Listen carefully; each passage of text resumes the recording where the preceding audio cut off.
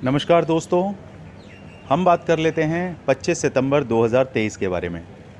जैसा कि कल की प्रेडिक्शन में मैंने आपको बताया था, अगर मार्केट फ्राइडे वाले दिन या तो सबसे हाईएस्ट पूरे वीक का सबसे हाईएस्ट बना दे क्लोजिंग के टाइम पे, या फिर पूरे वीक का सबसे लोएस्ट बना दे फ्राइडे वाले दिन, तो मार्केट आपको ये आइडिया दे देती है कि मंडे वाले दिन उसे किस तरीके से कामकाज करना है।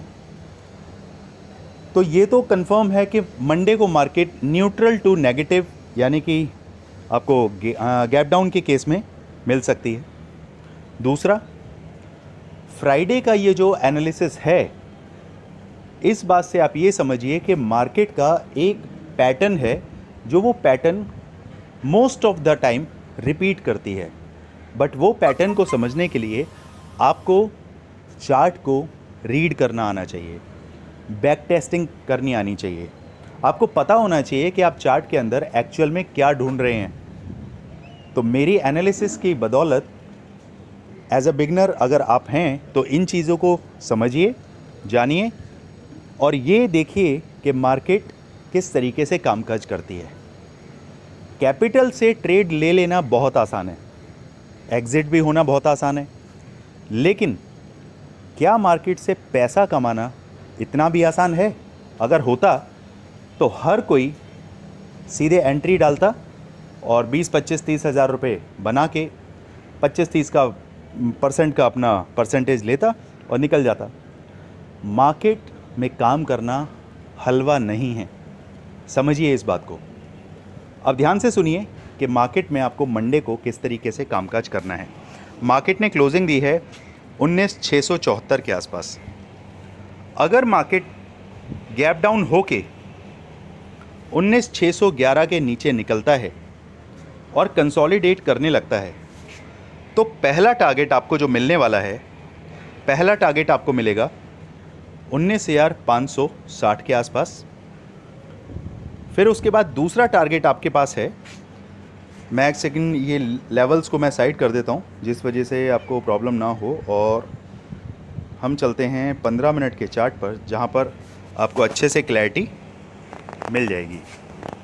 यहाँ देखते हैं,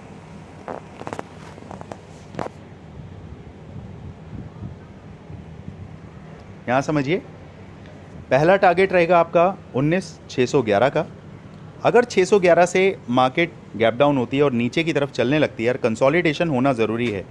कंसोलिडेशन होने के बाद आपको जो पहला टारगेट मिलेगा वो मिलेगा 19,546, एग्जैक्ट 19,546 के आसपास आके मार्केट सपोर्ट ले सकती है। तो पहला, अगर आप 4 लॉट में काम करते हैं तो 2 लॉट आपको वहाँ बुक कर लेने हैं। उसके बाद वेट करिए, अगर मार्केट उसके नीचे भी निकलता है तो नेक्स्ट टारगेट आपको मिलेगा 19,495 का। ये दोनों लेवल आपको नोट कर लेने हैं कहीं भी डायरी में।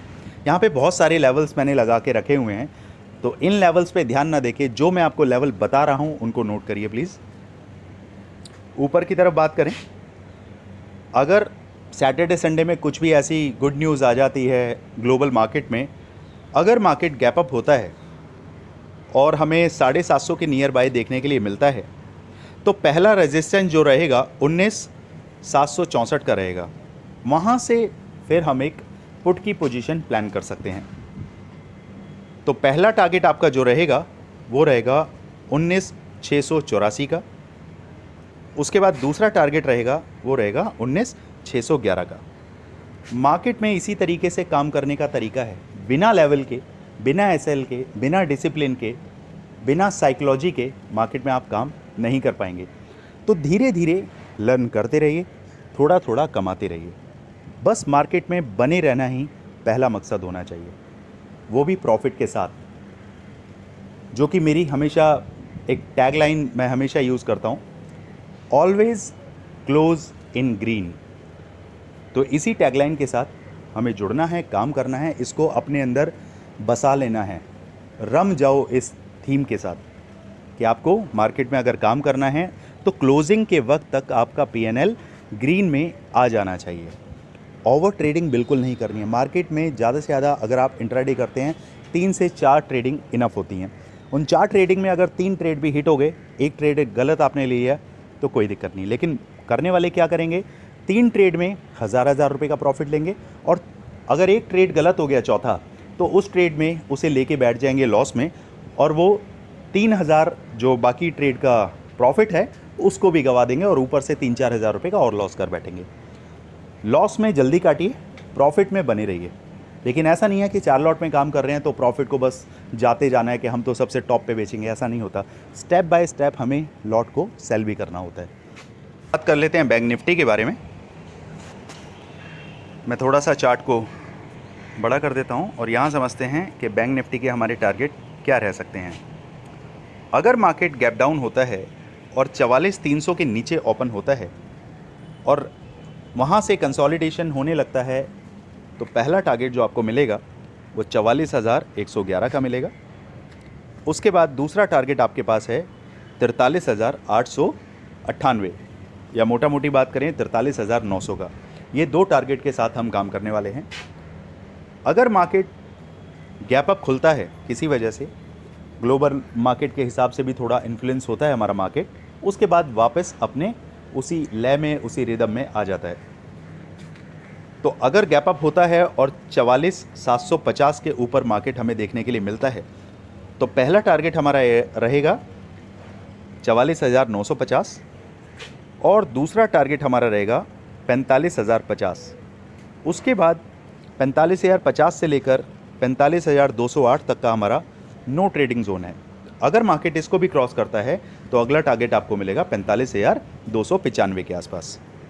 इसी तरीके से मार्केट में बने रहिए, कामकाज करते रहिए, अपने डिसिप्लिन के साथ अपने कैपिटल को सेव रखें, अपने माइंड को फ्रेश रखें। सैटरडे संडे है, फैमिली के साथ वक्त बिताइए। जितना ज़्यादा से ज़्यादा फैमिली के साथ वक्त बिताएंगे, उतना ही आप ट्रेडिंग के दौरान अपने मन को शांत रख पाएंगे, काम रख पाएंगे। मिलते हैं ट्रेडिंग सेशन में मंडे को 25 सितंबर। धन्यवाद।